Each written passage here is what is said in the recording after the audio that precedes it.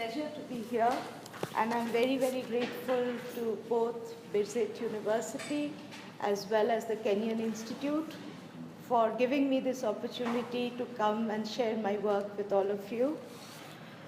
I also bring greetings from my university, my colleagues, and my students who are all keenly waiting to hear from me once I get back about what I see and what I observe here while I'm here in Palestine.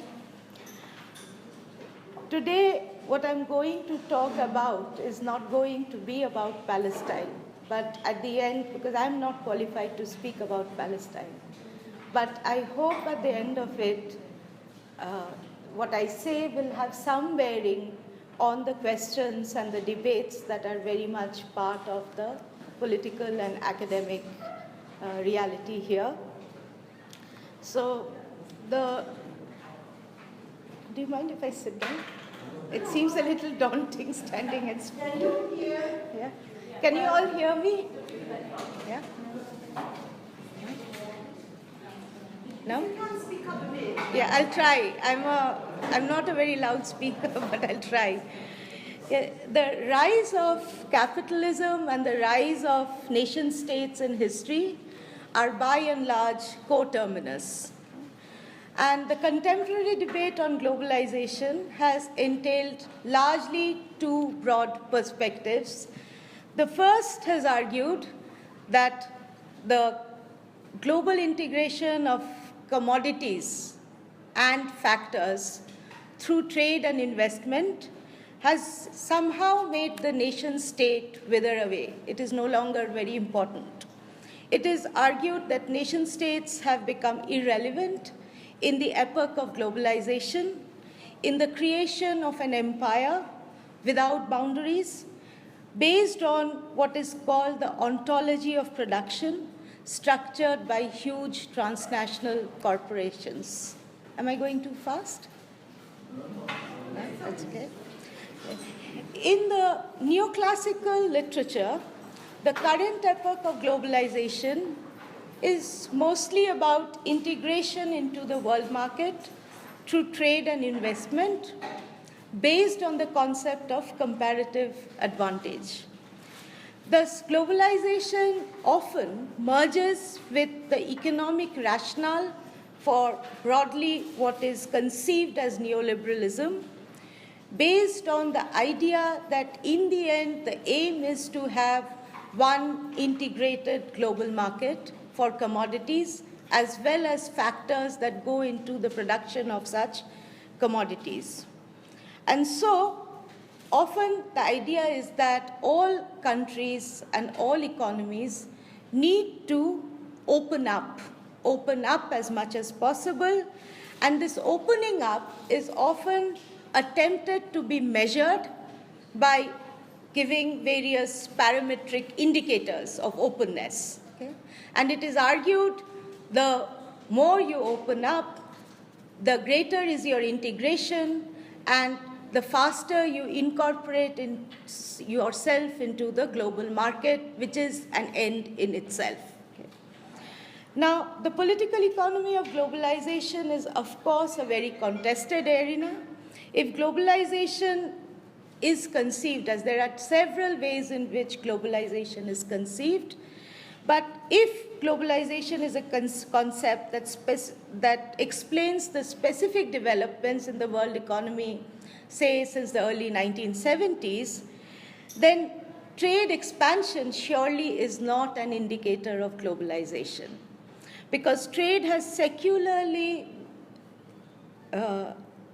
expanded since the end of the Second World War, and Kenwood and Lowhead show that this trade expansion is based on a range of policies that different countries, different nation states have adopted in the post-war period.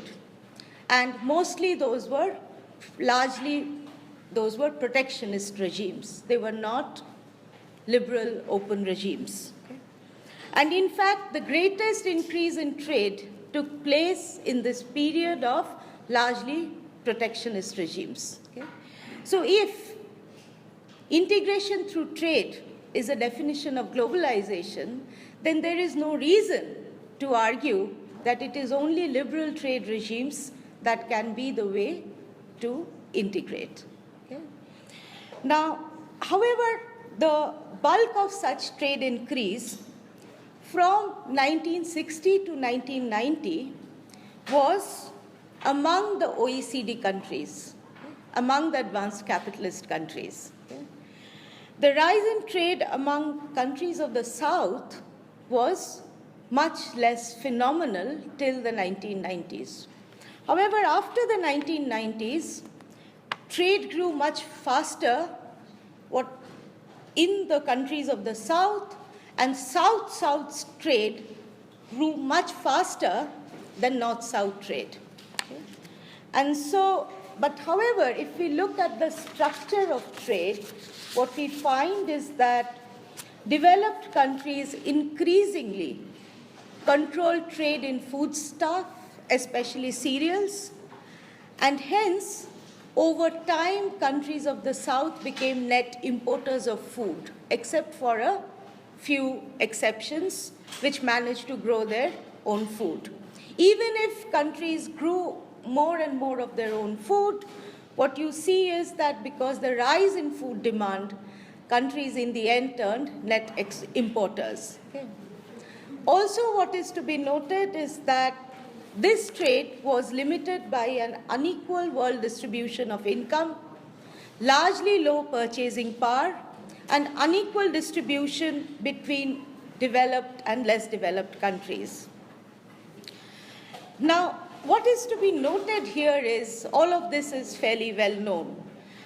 But what is to be noted here is that the economic theory that argues for integration through trade regards profit maximization and the free flow of commodities, and more importantly, capital, the free flow of capital across national borders as the cornerstone of an efficient and viable world economy.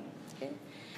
And hence, even from the most neoliberal vision of the world, you see that it assumes and requires that borders have to exist. It is the very talk about trade across borders presumes borders to exist. It presumes the nation state and requires the nation state. So trade theory in economics, I know not all of you have done economics here and are students of economics, but I'll just spend 2 minutes on this because this is important. Trade theory in economics, which has largely driven this vision of integration into a globalizing world, is based on arguing that there are different prices of labor and capital in different countries. Labor and capital command different prices in different countries. And because there are these price differentials, in some countries labor is cheap, while in other countries labor is expensive. In some countries capital is cheap, while in other countries capital is scarce and hence expensive. And hence trade leads to a realignment of labor and capital such that a country which has cheap labor can produce goods which use cheap labor. A country which has more of capital can produce goods which are more capital intensive, and they can trade, and this is the way to integrate. Okay? So price differentials on capital and labor are the fundamental basis of trade in this theory. Okay? To maintain these differentials, of course, what is not said is that the nation states and its borders have to exist. Okay? Because if you do away with borders, if you allow free flow of labor from one nation state to another nation state, then after a point there will be no labor differentials, right? So if labor and capital were allowed to seamlessly move across borders, price differentials as the basis of trade would disappear. And so the nation state has to play a role in maintaining these differentials through the control of labor conditions and strictures on emigration and immigration. And this, you see, is not just true for, of course it is true for the current world we live in. I need not belabor the point. Okay? But if you look at the process of the earlier history of globalization under capitalism in the 19th century, that's precisely the time at which passport control and immigration control comes up. Okay? It's coterminous, the earlier period of globalization from the 1870s and the creation of immigration controls as one of the important activities of the nation state. As refinement, of course, there are refinements to trade-based definitions of globalization. So other social scientists belabor the knowledge economy, the satellite communication revolution. And in fact, if you look at that period between 1870 and 1913, you often find that the history of imperialism and colonialism has also been rewritten to make it as the period of universal growth and catch-up, as if all countries in all parts of the world were part of this huge expansion of trade and wealth. Okay? In this kind of a hegemonic rendering of the idea of globalization and the nation state, there are, of course, dissident voices. Ellen Maxine Wood was one such voice, and she argued that globalization simply means that subordinate economies must be made vulnerable to the diktats of the capitalist market by means of certain social transformations. For example, the transformation of peasants into market-dependent farmers, as subsistence agriculture is replaced by specialization in single cash crops. And this at a time when metropolitan nation states protect their own domestic agriculture by huge subsidies and import controls. So comparison, if we compare similar episodes of globalization in history, and this is by no means of the imagination the first such phase, what we see is that it does entail an increase in movement of goods, people, and capital. So if you look at earlier phases of globalization, not only did movement of goods by means of trade increase, but movement of capital and movement of people across nation states also increased. Now, what is important and distinctive about this phase of globalization is that there is increasing fluidity of capital movements across boundaries of nation states, but it is accompanied by more and more strictures and boundaries imposed on the movement of people.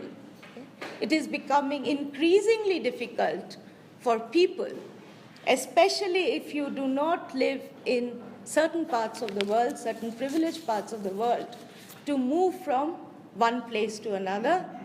At the same time, the ease with which capital goes around the borders of, crosses the borders of nation states has become increasingly easier. Okay? Now, of course, in economics, even the most neoclassical of economists now recognize that such free movement of capital can lead to crisis. In fact, there is an understanding that such markets for capital can lead to what is called irrational exuberance. And this was a phrase which was coined by Alan Greenspan, who was the chairman of the US Federal Reserve. And he said that this was a feature of advanced country financial markets. But the interesting thing is that this idea of what is irrational, what is speculative and hence irrational, okay, even in very sophisticated and competitive, sophisticated understanding of competitive financial markets, have often been associated this irrationality with what are called emerging or vulnerable markets, that is, markets of the South. Okay? Crisis in this reading actually was considered the sole preserve of the economies of the South, And till 2007, except for Kregel, who was doing a lot of work on this, it was not noticed that there were 70 financial crises in the past 2 decades, and of these 70, 1/3 had taken place in the metropolitan countries. However, the focus was always to say that developing country markets are fragile, they are irrational, and you have to bring in policy to make these irrational. There was no need to really reflect on the structure of the financial market in the advanced countries.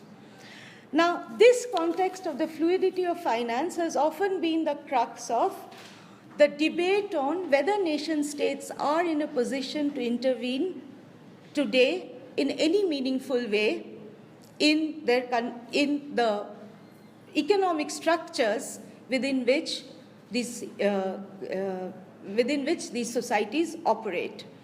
Now, in fact, often this is associated with an older debate which comes from a Leninist understanding of the world, which I'm not going to go into too much, except to say that at the early part of the 20th century, finance capital had distinct national identities. So, for example, if you look at Chase Manhattan Bank, it financed Standard Oil, and both corporations had a distinct American identity.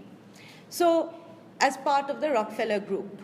So, the interlocking of different kinds of capital as having national basis, that this is American capital, this is British capital, okay? That was possible. That was the way in which capital was divided across nation states. And in fact, a lot of what was known as competition then was actually rivalry between these national capitals. What is important to note today is that the mobility of today's finance capital has made such characterizations of national capitals difficult, because capital seems to have no nationality anymore. It moves across borders as fast as possible and does these circuits through which it earns quick gains and often does not even return to where it started in this circuit of capital around the globe for profits. Okay? Now, all nation states, to a certain extent, are subservient to this movement, and hence there are certain people who have argued that it is difficult for the nation state to have a sovereign area, a sovereign territoriality over which it can exercise meaningful control or intervention. Because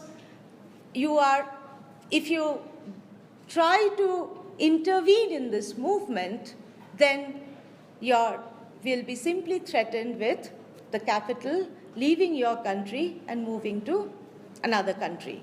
So this movement of capital, the fluidity of capital and its proneness to being pulled out, in some ways narrows the controlled area of the state. Okay? But this is distinct from the view that the scope of the state has withered away and nation states have become irrelevant. So, for example,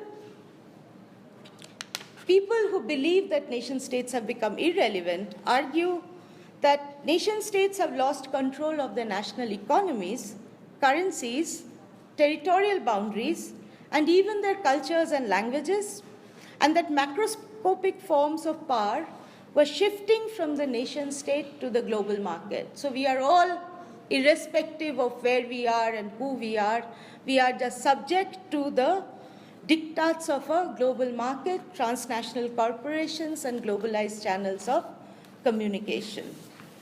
Now, I'm not going to dwell too much on transnational corporations, but there's just one thing that I would like to point out, that despite all the movement of capital into sites of production, for example, the movement of capital into China and other parts of the South, 85% of industrial output is still produced in a single geographic location and services local demand. Okay? And hence, we often have a very, very exaggerated view of the influence of and the global restructuring that has happened through transnational corporations. In fact, the United States, which often kind of is the front runner in this discourse about the fear of capital leaving a nation state, it is important to recognize that since 1990, the United States is a net importer of foreign direct investment. So it is the United States which is the site of inward moving capital rather than capital moving out from the United States. Okay?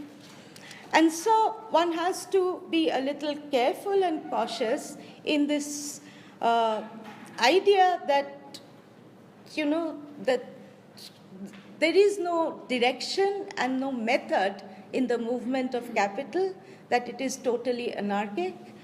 In fact, Radhika Desai actually brings in a lot of historical evidence in her book, Geopolitical Economy, to argue that the materiality of nations is the foundation of geopolitical economy. So the centrality, and she emphasizes three things: the centrality of nation states in capitalism, that's first. The second is the failed US and the unrepeatable UK imperialist experience, where one hegemon kind of drives the system, because despite trying, the United States has not been able to do so. And third is that this idea that it is one global empire of capital, and globalization is actually a terrain of transnationalist movements, which has nothing to do with the fixity of the nation state. In fact, a postscript to this debate, which I'm not going to elaborate on, is where often now it is argued that there are third worlds within the first world, and hence there is no point in talking about the first and the third world as spatially separated. It is only to point out that while this has a certain kind of weight there is a certain kind of weight in this view, but at the same time, what is meant by the third world here is a set of conditions of poverty, squalor, and misery. So when you say there's a third world in the first world, that's what you're saying, that there is poverty, squalor, and misery, and that's the third world in the first world. However, what was the third world? The third world was a concept that emerged out of the Bandung Conference in 1956, which claimed a separate identity for those nation states which had newly emerged out of anti-colonialism and anti-imperialism, and which wanted to carve their identity in terms of clearly not wanting to align either with the first world of capital or the second world of actually existing socialism. Okay? So if any understanding of the third world has to emerge, and mind you, those decisions were not taken by the vast mass of peoples of those countries or nation states. Those were taken by the newly emergent ruling combines of those nation states, and they were the ones who decided to call themselves the third world. And they were not people who lived in poverty, squalor, or misery ever. Okay? So the way in which we actually understand the question of the third world and the first world cannot be based on just historically unspecific descriptions of certain kinds of existence, which is demeaning. So, in fact, one has to be very careful in this, and it is important to also acknowledge at the same time that power in capitalist societies is so diffuse that it is difficult to identify a target for opposition. It's much harder to point in capitalist society where power is concentrated, in such a way that resistance and opposition can be effectively directed against class domination by capitalists in general, or against the logic of the capitalist system, which puts profit before people. And in fact, if you look at this thesis of the supposed withering away of the nation state, the greatest propagators of this view have been none other than George Bush and Tony Blair. Okay? Tony Blair in 1996 wrote an article in the Financial Times where he said that what is called globalization is changing the nature of the nation state as power becomes more diffuse and borders more porous. Okay? Rich, isn't it? Okay. Technological change is reducing the power and capacity of government to control its domestic economy free from external influence. Okay? And so one also can slowly start tracing a certain politics which is associated with this view, where continuously one keeps saying that the nation state is really no more effective. Okay? Now, in contrast, Wood argues that the global economy is administered by a system of multiple local states, policed in turn by the most disproportionately powerful military force the world has ever known. And the latter's global policing role has lately been justified by a new military doctrine, it's no longer new, it's more than 2 decades old, a war without end in purpose or time. And Wood actually articulates the importance of the nation state in the post-Soviet Union new global order when she says, no institution, no transnational agency has replaced the nation state as a coercive guarantor of social order, property relations, stability or contractual predictability, or any other basic conditions that are required by capital. And so, in this view, globalization is not the decline of the nation state.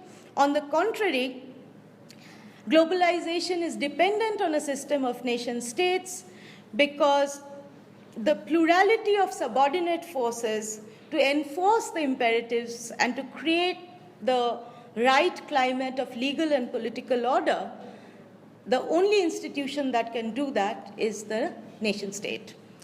Now, in fact, in a similar argument, Barrow points out that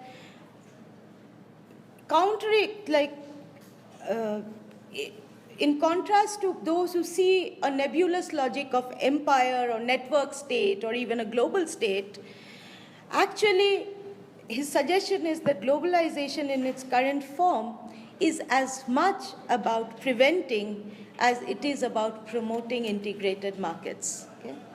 It is the nation state that must perform the delicate balancing act between opening borders to global capital and deterring a kind and degree of integration that might go too far in leveling social conditions among labor markets and creating conflict that threaten the political stability of countries. And this is one thing that you can see in the tightening of immigration policies around the world, but most importantly, precisely in those places where capital has greatest mobility. Okay?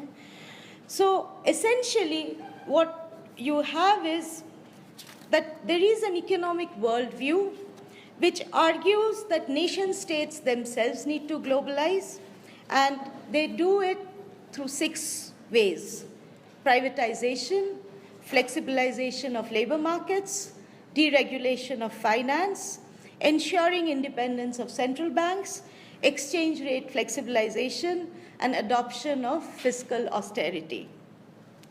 Now, while people who are committed to these goals see these as ideology-free and see these as pragmatic and self-contained economic policy measures, there are at least 3 reasons why these prescriptions have been argued to be an ideology, if we go by Eagleton's understanding of ideology.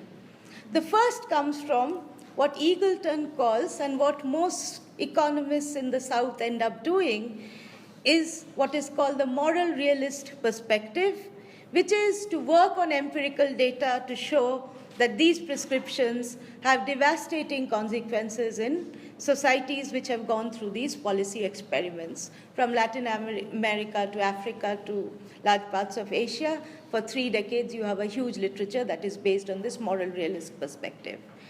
The second has followed in questioning the theoretical premises of these policy experiments, in arguing that this process has winners and losers, which the technicality of the economic policy never acknowledges. Okay?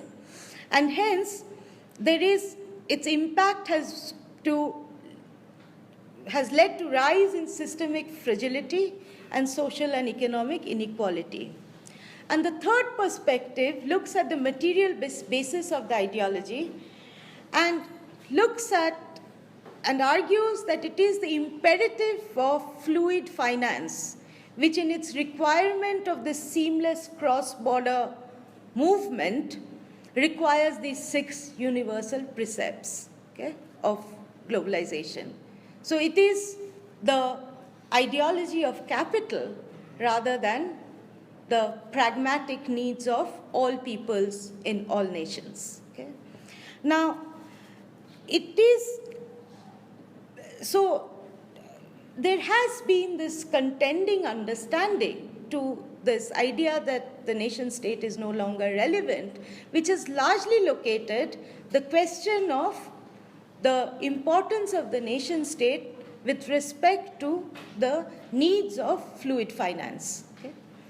But my argument in this lecture is that it also plays a very important role, the nation state, in the balance between paid and unpaid labor, in the classical sense, that regulates the opposing goals of socially just reproduction of society and production for profits, which are at loggerheads. Production for profits and a society that wants to reproduce itself in a just manner, there is a contradiction between the two. In doing so, it is the nation state which mobilizes historically constituted and socially specific institutions of difference and discrimination based on patriarchy and other social relations like race, caste, religion, and sexuality. Taking the case of India's integration into the world economy, I will now try to illustrate the role of the Indian nation state in setting and offsetting this necessary but fragile balance to maintain a process of integration that was solely based on labor cheapening. So what is India known for? India is known for its cheap labor. Okay? That's what makes India an emerging market today, that what it has to offer to the world is cheap labor. Now, there has been a lot of work in the field of political economy of institutions which looks at the causal link of gender, race, and class in the structure of labor regimes under capitalism, and between property rights, patriarchy, and what is called unpaid labor in capitalism, labor that is done which has no payment in return.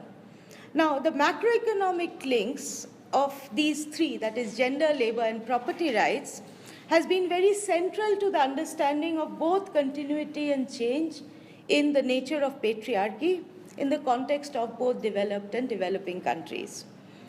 And in fact, if you look at some of the work, for example, that of Mogadam or Benaria and Sen, this involves a delineation of patriarchy by looking at how patriarchy structures not only production, but also, more importantly, social reproduction. Now, at the same time, it is important to remember that these are neither universal, nor fixed, nor immutable, and are not independent of time and space. And so, in fact, it is useful as an exercise to look at the specific basis of the macroeconomy in establishing how policy frameworks and institutions interact with social relations in specific historical contexts. So my point of departure is rooted in two interconnected propositions. The first is that, unlike what economics largely argues, patriarchy is endogenous to the construct of the macroeconomy. Now, many feminist economists say this is nothing new. Okay?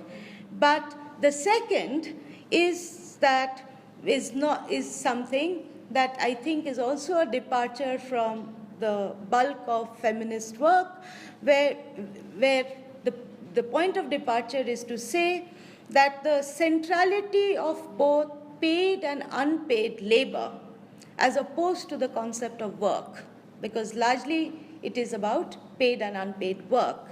But what I would argue in the rest of this lecture is that it is paid and unpaid social labor which plays a role in the construction and reproduction of the accumulation regime under capitalism. And so it is, and this has to be historically specific because it draws on the existing social hierarchies of paid and unpaid labor, and this will differ between societies and different nation states, okay, depending on the historical processes in which societies have evolved. Okay. Now, this departure is based on a number of propositions, but which I need to put out at the start to really ensure that there is no confusion about where I'm coming from. So the first is that capitalism, I look at capitalism as a system, not as a fragmented reality. Capitalism in its systemic dimension has always been dependent on paid and unpaid labor, okay? Because the economic surplus that is generated by any society, which is then sold in the market for some people to get a wage and others to make a profit, so the surplus has to always be divided between people who work and people who own the capital. Okay? Now, in this, so if I'll give you a very simple example to explain what I mean. Let us say if I produce this bottle of water, which is sold for 10 shekels, I put in the material for this, I put in the labor for it, and that was worth 10 shekels. I went and sold it, and I got back 10 shekels. Okay? What will I do? I'll put the 10 shekels back into producing the next bottle of water, and it'll continue.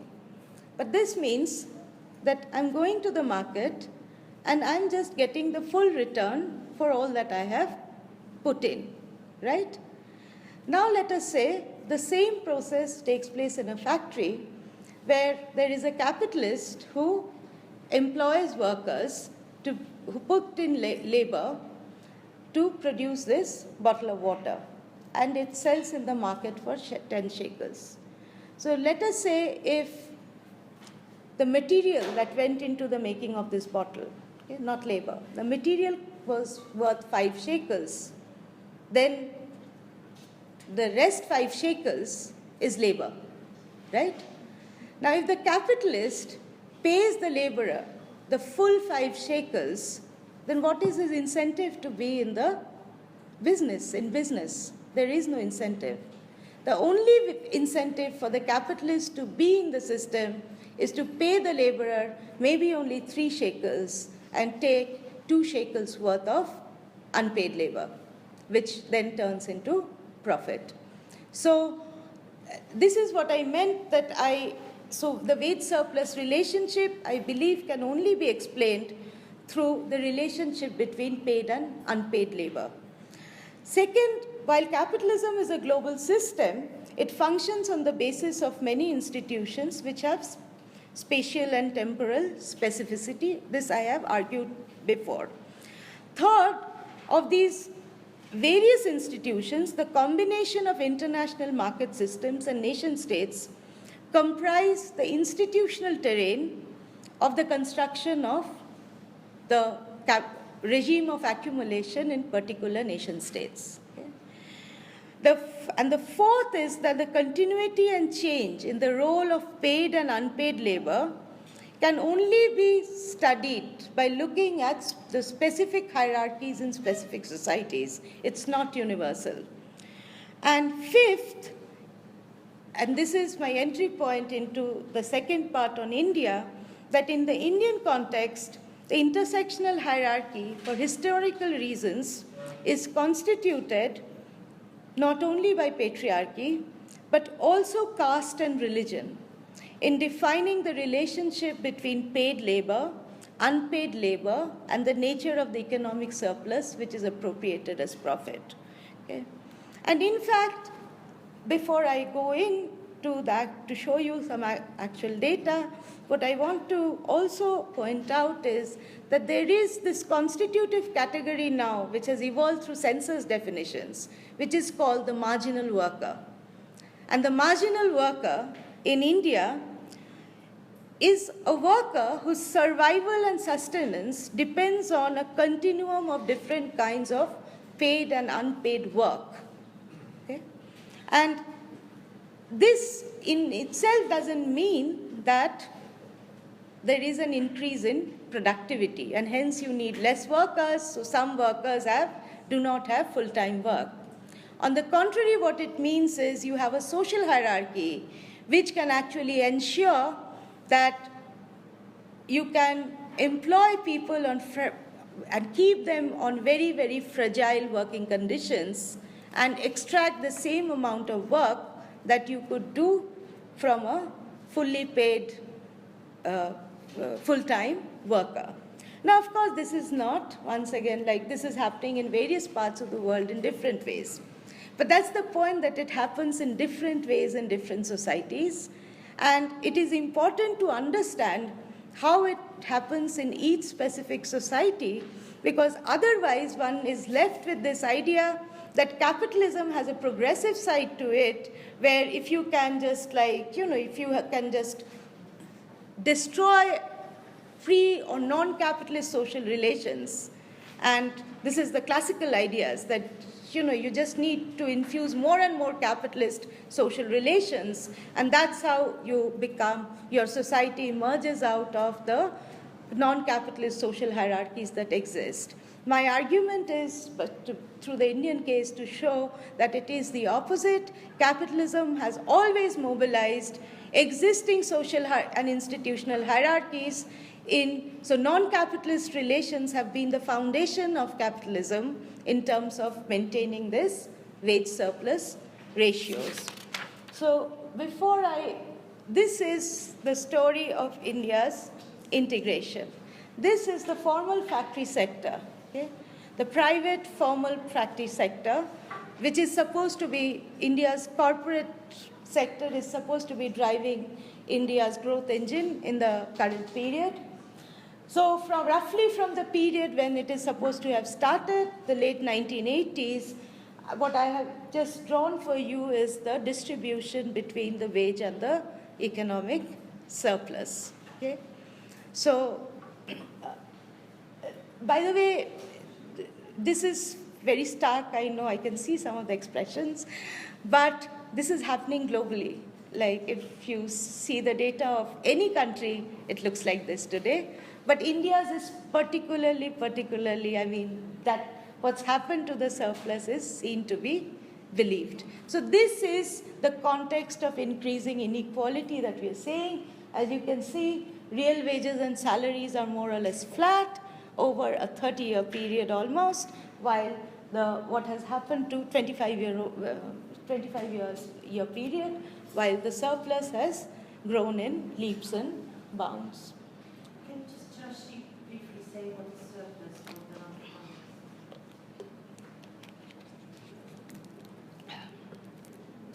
the Okay, so let's go back to the example of the bottle of water. So there are two ways in which the surplus is understood. The first is where you look at that how much was the cost to produce this water? You say it's 10 shekels.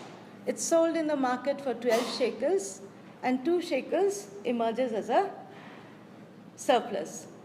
12 minus 10. 10 is the cost of production, 12 is the price in the market, 2 shekels is this profit. That's how we understand it.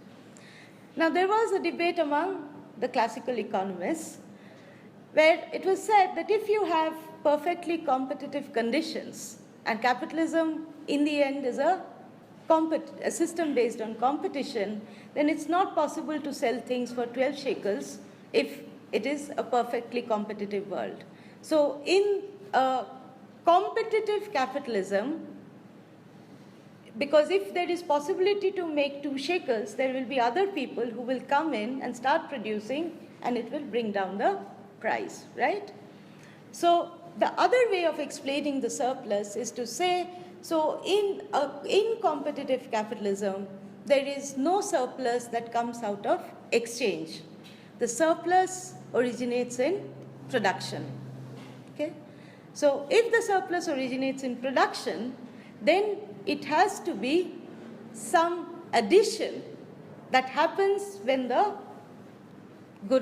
commodity is produced. So to go back to what I was explaining, so if there is 5, so if you have 5 shekels of material, plastic, water, etc., packaging label that has gone into the making machinery, that has gone into the making of this bottle of water, and the price is 10 shekels, then out of that 10 shekels, okay, there is one part that goes to wages, and the rest of it is surplus. Is this clear? Yeah? Okay. Okay. Now, what I have done here is to look at the outcomes of the factory sector in India. So, looked at profits and surplus and wages. And what you see is that if you look at the first row, in 1989-90, for every, if 100 units of value, so, okay, there's one more thing that I want to say, which is that, so if you bought, so if the capitalist goes into the market, buys 3 shekels worth of labor, 5 shekels worth of material, then there is 2 shekels worth of value that has been added in the making of the bottle to make it worth 10 shekels. Is this clear? 3 shekels of labor, 3 shekels, 5 shekels worth of material, 2 shekels worth of value addition. Okay? So what I've looked at is I've calculated profit as net value added, as a proportion of net value added in the factory sector in India. And what you find is that in 89-90, just before India opened up, so for every 100 units of value added, 19 units of profit were generated. By 2009-10, for every 100 units of value added, 56 units of profit were generated. So that goes into the explanation of why you have that kind of a wage surplus. Now, and the next thing that I would like to point out is that wages to total value of output, that anyway India was always a low wage economy. So if a bottle of water cost 10 shekels, then out of that, just a little over half a shekel went to labor. But now, I'll talk in Indian rupees, that for every 100 rupees of output, okay, just 2 rupees goes to labor. Labor is virtually free in India. Okay? Now, and if you look at what has happened to wages to net value added, if you just, I've done profit to net value added now. So what you find is for every 100 rupees of wage that was paid, okay, 283% of value was added. Now for every 100 rupees that is paid, 618% value added is generated, 6 times. Okay? So neoclassical economists say, look, this is increase in productivity. Okay? But my argument is that this is not an increase in productivity, and in the rest of the thing I'll show you that how it is like the role of the nation state is important in maintaining this. Okay? Now, the last thing that I want to show in terms of the data before I move on is that this is annual effective direct taxation rates in India. India has one of the lowest tax GDP ratios in the world, and the government has stopped giving us data after 1998-99, when you can see that what is called companies, that's the blue, okay, right at the bottom, if you follow that line, they were paying less than 10%, this is the corporates, paying less than 10% effective direct taxes. Okay? So it has been a continuous process from the mid-70s of depressing direct taxes, and so a lowering of effective taxation in the most importantly in the corporate sector, but also to a certain extent for individuals. But individuals is a complicated term, I'll not go into it. Mostly governments find it easy to track people like me who have a public sector job, whose salaries are traceable through the system, and we are the ones who pay most of the effective tax, while people who are self-employed, people who are businessmen, they do not report their earnings, and hence they do not pay the taxes. Okay? Now, so what am I really getting at here is that what you can see is that there has been a tremendous change in the way in which production is organized, even from a very limited economist perspective. Okay? Now, if you look at what has happened to women in this time, there are two things that are notable, and I'll expand on these a bit. The first is that there is a very low level of participation, work participation for women in India. Less than 20% in urban women, and less than 30% for rural women. It hovers around 30%. Now, the other thing that has been observed is that in the fastest growing sites, which are like here, which I saw as I went around, construction. Okay? Construction also means the growth of brick kilns, and brick kilns are the fastest growing sites of economic growth. What you find is that certain kinds of labor processes which are not capitalist at all by any means of the imagination. For example, deployment of family labor of various kinds which have bondage built in. So for example, the man and woman and the child are contracted together through some kind of social pressure often, okay, which comes from caste relationships, etc. And at the end of it, the man is paid, okay, while the labor of the woman and the child is classical unpaid work, not even unpaid labor. Okay? Now, you also have examples of women actually being contracted in textile industry, where they work in factory, which are sweatshops essentially, but where they are not paid a wage at all. They are given very bad food and some very minimal accommodation, which is like prisons, overcrowded prisons, and they are. And at the end of, let us say, a contract of 4 years or 5 years, they are paid a measly sum of 24,000 rupees, let us say. 24,000 rupees would be $600. Okay? After 5 years or so, 3 to 5 years is the usual period of contract, and that is supposed to be where poor women go out and earn their own dowry to get married. Okay? So what we are talking about is different kinds of labor processes which are by no means of the imagination, the free labor that we associate with capitalism. So the construction of the labor hierarchy in India can be understood only if we go into these processes, the social labor processes through which that supreme achievement of productivity has been reached. Okay? Now, in this, so what one has to understand here is that at independence, it was not that this was the only way that was available to India. Okay? So, of course, at the end of the colonial period, the Indian nation state in its formative years faced many issues. There were 4 visible constraints.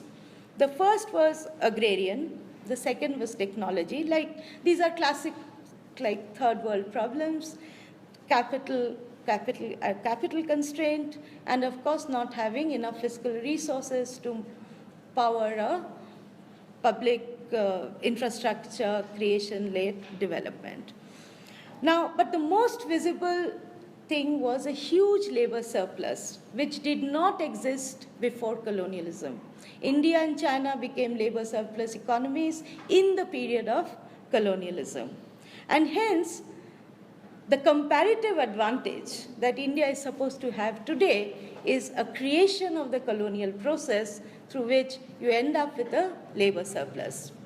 Now, to depart from this, there were certain things that were required, which is why I picked up these three things. The first is a substantive solution to the land question, the agrarian question. The second is property right arrangements, which actually the social labor hierarchy that is constructed on caste and patriarchy, and to a certain extent religion, which I'll show you in a bit, it is that the link of that to property. The third is progressive taxation structure to build a welfare state with adequate investment in universal health, education, and social security, because then that kind of frees up and reduces the burden of unpaid labor on women, particularly. And in fact, all of these were all of these four were causes of heavy political contest just after independence. And within the first 10 years, these are resolved. These questions are resolved. And these questions are resolved by political power, the exercise of political power, because land reforms, while there is legislation, it never happens except for in three parts of the country, three tiny parts of the country, because the power of landlords, both within parliament as well as within the judicial structure. So they went and challenged land reforms in the courts and got stays and got relief, and over time, so many challenges so it's not an effective legislation that can be implemented. But they also managed to get the laws changed. I don't have time to go into this because it's an interesting thing on its own. The second is the debate on what is called the Uniform Civil Code, which is the separation of civil rights and property rights from religious rights, from religious law.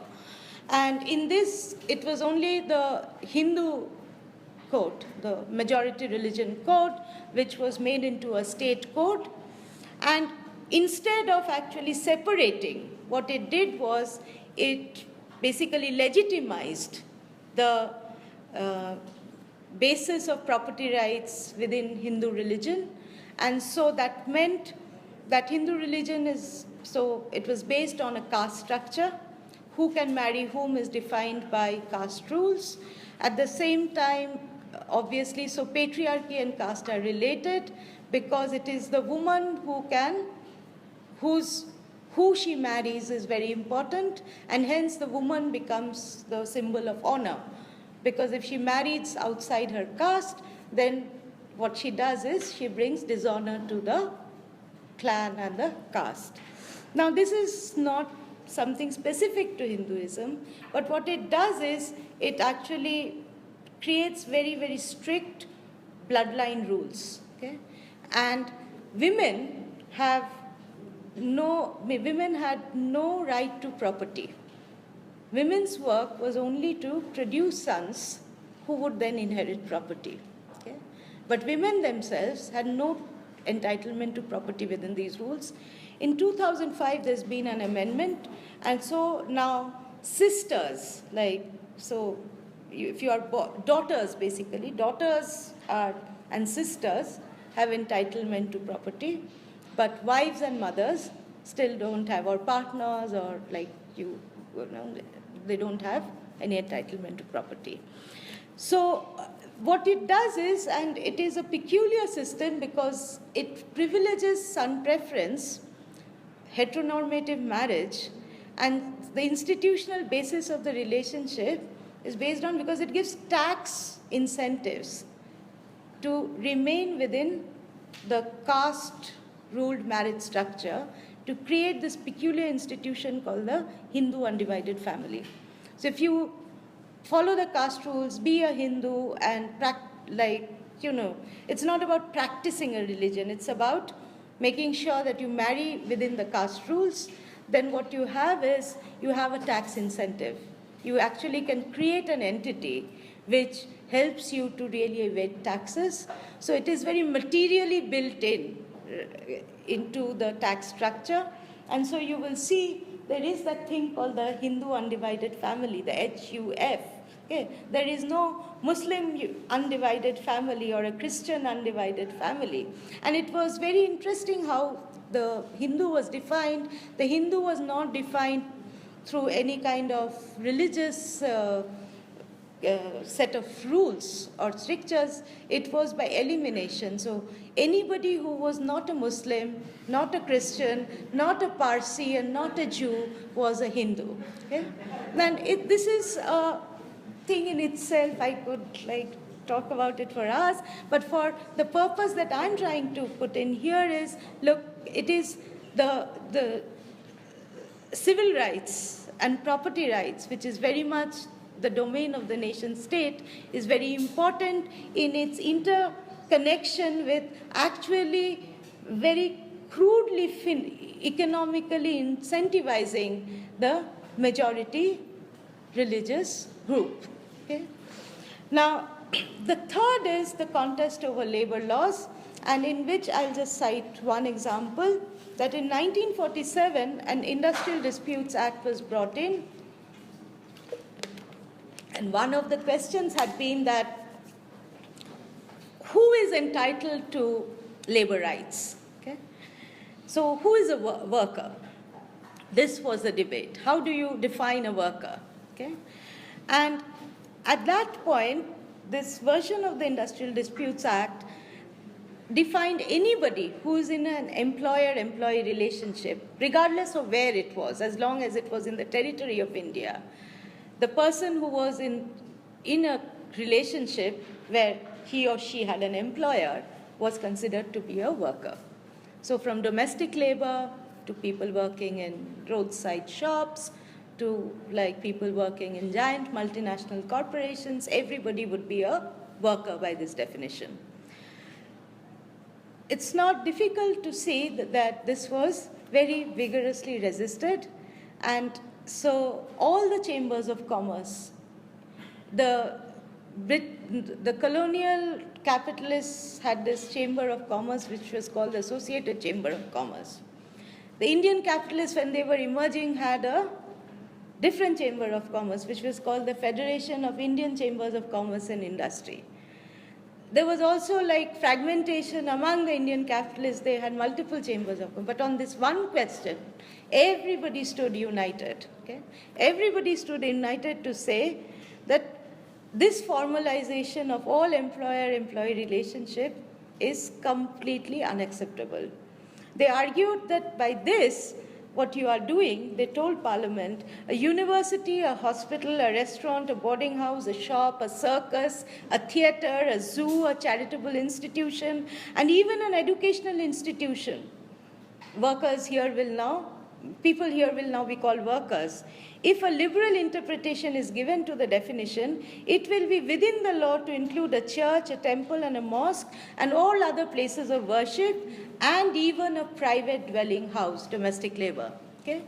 So obviously, there was, for 8 years, there was huge contest on this, and in 1956, the Chambers of Commerce had their way, and work was narrowed down. And the worker was defined by the place of work, and worker was defined as anybody who works in a factory of a certain size. So by one stroke of the pen, in 1956, the Industrial Disputes Act created the institutional basis of informalization, and given the labor hierarchy, obviously it would be men who would be factory workers, and men from a certain kind of social background, and everybody else was reduced to being not recognized as workers. And this exists even today. Okay? They're not recognized as workers. Now, so these three things together in some ways lays the basis of what I'm trying to argue in terms of the interstices of caste, religion, son preference, and sexuality. All of these together actually make the structures of the labor regime. Okay? And what does this mean? And this is the last point that I want to make, which is that it means that from 1981 to 2011, from child labor to old people and the working age population, what you have is that the number of marginal workers are increasing drastically. And the fastest growing sites of economic growth, the fastest growing sectors, construction, etc., you find this as most prominent. What is happening here is that women were already what is called doing intensified work, and they were under, obviously not, like they were part of the unpaid labor regime even before. So you can see that for every 2 main workers in 1981, among rural children, female children, there were 2 marginal workers.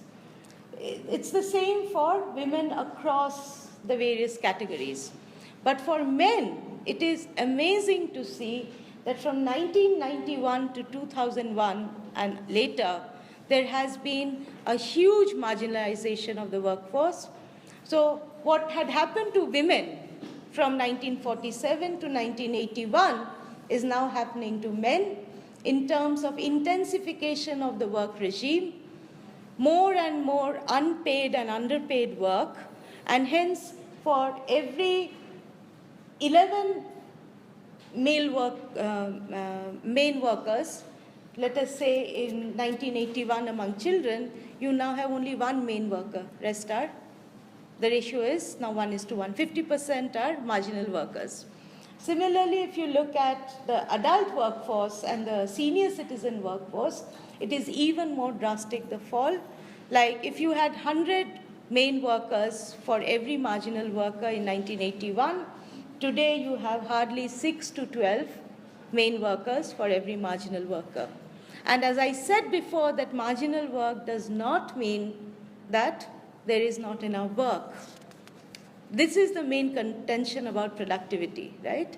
Marginal work means that you can, through this regime, where so much of labor can be extracted on the basis of status, where status comes from caste, where if you are above somebody in the social order, it is just by sheer social power, which doesn't have to be violent, which is simply a process through which there is a coercive consent that is created in terms of rendering that labor.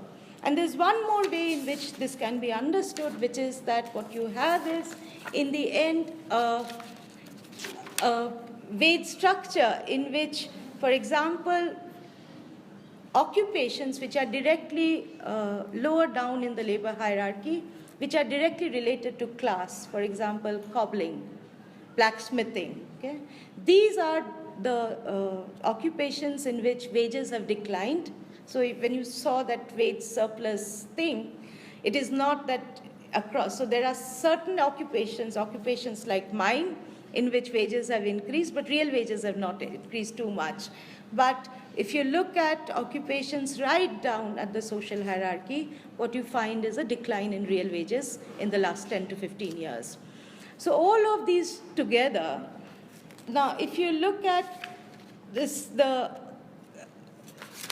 and then you look at the ways of controlling labor on the basis of gender, religion, sexuality, and caste identity, appeals to feudal patriarchy in the name of tradition, and finally, and this is what's happening now, the bogey of denying security of citizenship rights to Muslims, Christians, and lower castes, with both direct coercion, expropriation, and violence, which is one way in which this is done. And the other is to use indirect modes of labor control, so where you keep people insecure so that they can mobilize to do more and more of unpaid labor or underpaid labor. So in fact, the system works to perfection in its ability to deliver labor virtually free. That is why we are a cheap labor economy. To India's Hindu male upper caste capitalists, both big and small capitalists. And so, is not the nation state the only institution, okay, which has the structural power to not only see that this process can be maintained, and this process of integration, of globalization on the basis of labor cheapening can happen? Can any other institution really replace the nation state in playing this role? I'll stop here. Thank you. I've taken 7 minutes more.